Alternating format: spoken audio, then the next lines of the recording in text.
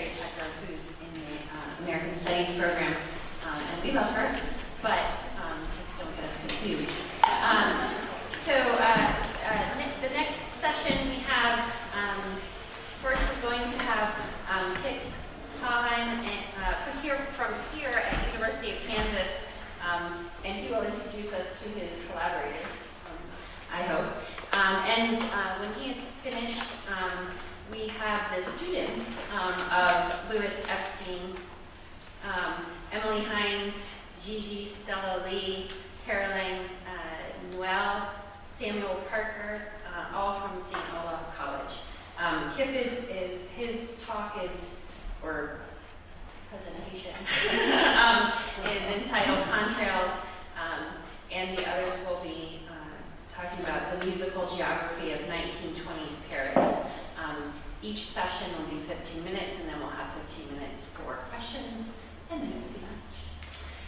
So thank you. Actually, mine will be more like 45 minutes.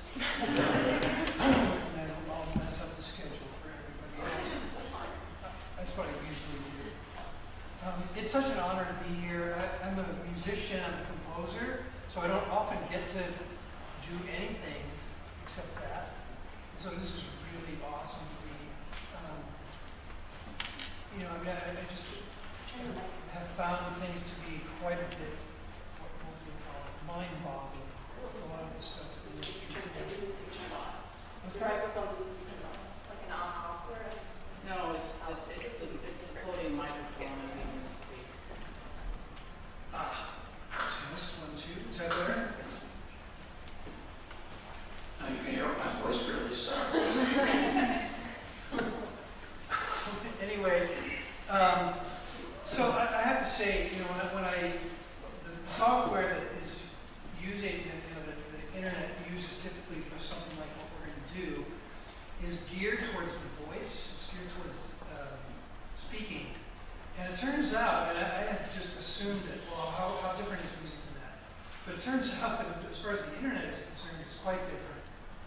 And I'm not sure I fully understand how or why, because it's really just ones and zeros and just sound waves. So I'm not really sure. But it turns out that the software that they use for Skype and they use things like that actually actively block the audio software that I use to do my music. And so I had to figure out how to get them to talk to each other, which was really not such an easy thing to do. And so, and then also we're a little bit at the mercy of how many people are using the internet right now, because and that really is kind of beyond our control. So, in any case, I wrote this piece called Contrails specifically for this conference, and thinking about space and thinking about sight and thinking about the kinds of things that we've been looking at the conference. It just struck me that doing something like what we're going to do is sort of an interesting way to contribute as a musician to something in the humanities, which is usually geared towards research. And so that's what we're doing. We have with us Jeremy Wolitz, who is the professor of clarinet at Dickinson State University in Dickinson, North Dakota, who is in North Dakota even as we speak, and will be performing from there. He's 909 miles away, and it takes 0.00489 seconds for his signal to get here from there, which will be interesting in a second.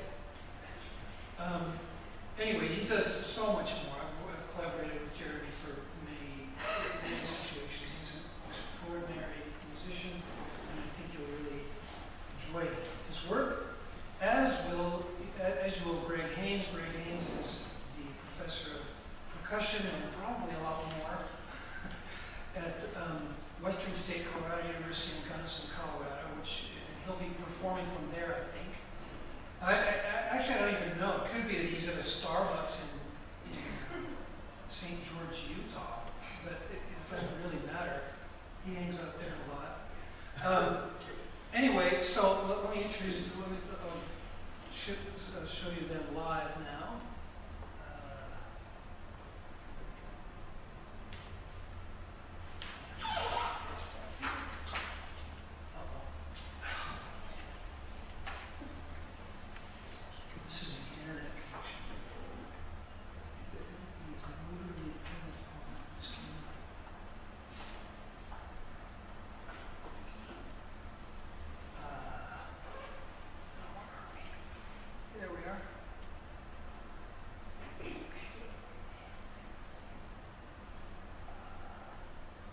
So Greg, wave to the people. Yes. I think they actually hear you too, which is good. Thanks. And Jeremy is the one in the bottom there. Hello? You'll have to help me position mine since I can't turn the camera off. I was thinking of doing like this. Or just, well, you don't really need anything. Okay, so I think we're going to just give it a shot here and try.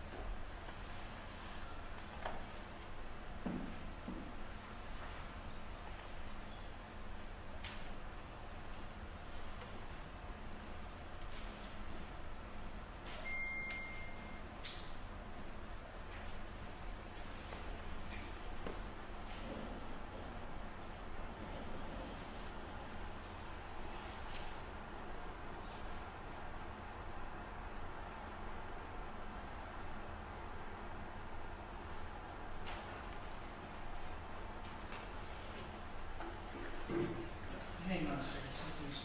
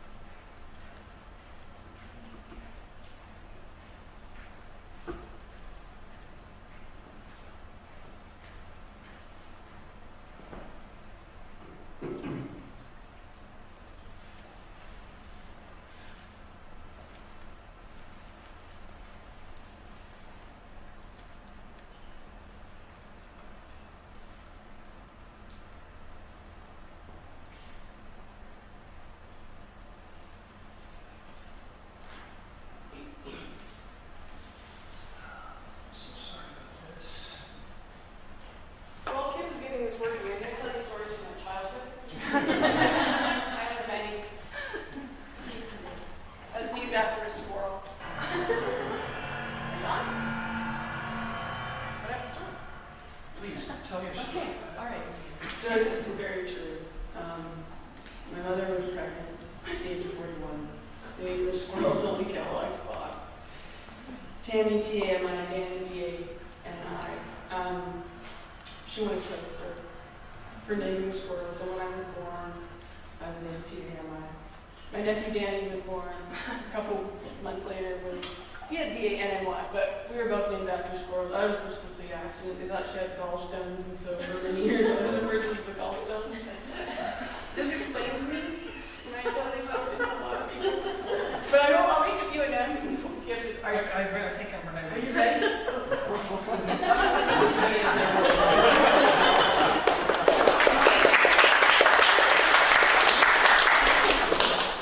What's weird is I have exactly the same story. How is that even possible? Okay, so I think that we're starting now.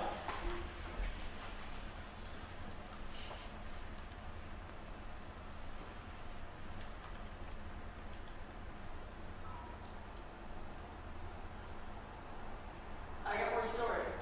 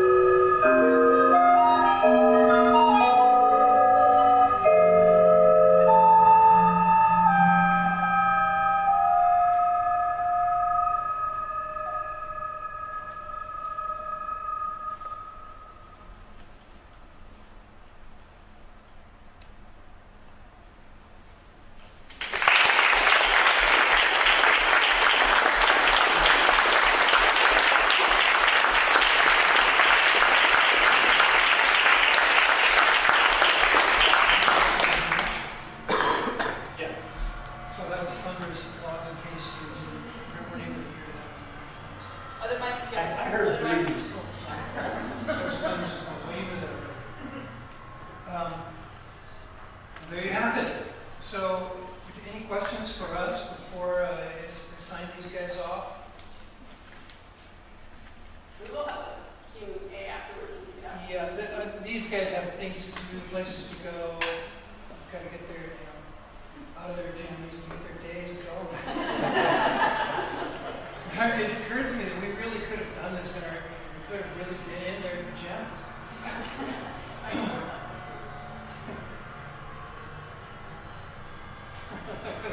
Shut up. There we go. All right, well, oh, question? Oh, yeah, I just was wondering if maybe they could just share what it sounded like to them.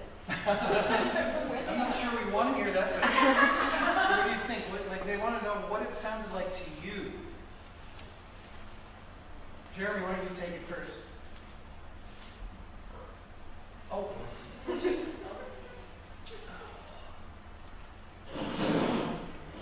Try it again, Jeremy. So I can hear myself and I can hear Greg's vibes pretty clearly. I was not able to really hear any of the effects that Kip had. So that's what I could hear on my end. Yeah, I had the same experience on this end. This time, in previous rehearsals, we were able to hear some of the electronics and the more broader balance, but they got to hear very good. Yeah, the whole notion of balancing, like normally you do it by ear, you just hear how loud you are relative to somebody else. And in this case, you just have no idea. They have really no concept of what it sounds like in this room. So that was one of the tricky things to try to deal with, is that we don't have the normal way of balancing, just orally with each other. So they were kind of at my mercy, and then I was at the mercy of not knowing how to do it. So it came out pretty well, actually. The dropouts and things are digital. They don't have anything to do with us, and that's an unfortunate situation right now. The software is designed to have a gate on it so that it deals with noise and things. So if you're doing some sort of a conference where you're trying to do business or something, it cuts out the background noise and things like that. But unfortunately, it also cuts off the subtleties of the instruments and things when you don't want to do it, you don't have any control over it, at least in this software. Would you do it again? Absolutely. Yeah. Any other questions for Jeremy or Greg? Yeah. You mentioned kind of a time lag earlier. I wonder, it seemed like such a small number. I wonder if it affected the ability to kind of stay in sync, and also how that small number actually compares to maybe playing live. If there's any noticeable difference. Yeah, that's a good question. The number that we were looking at on the screen was how fast the electricity goes from one place to the other. So that's negligible. Like the difference between Greg and Jeremy ended up being like less than 1 millisecond when you account for the speed the electricity goes. Now, to that though, you have to add the fact that the sound has to be digitized and then undigitized and then redigitized again and then undigitized again. And that is what actually takes the time. And so if it gets to be more than like 3 or 4 or 5 milliseconds, then it starts to actually influence the performing because your timing is off. And what the way I dealt with that was I just wrote a piece where that didn't really matter very much. So when things are really fluid and flexible like that, if one person comes in 15 milliseconds too late, it's not that big a deal. Whereas if it were a string quartet or something, that would make a difference. So that is something that's getting better, I think, over time, but still we've got a ways to go. Should we cut? Jeremy and Greg, thank you very much for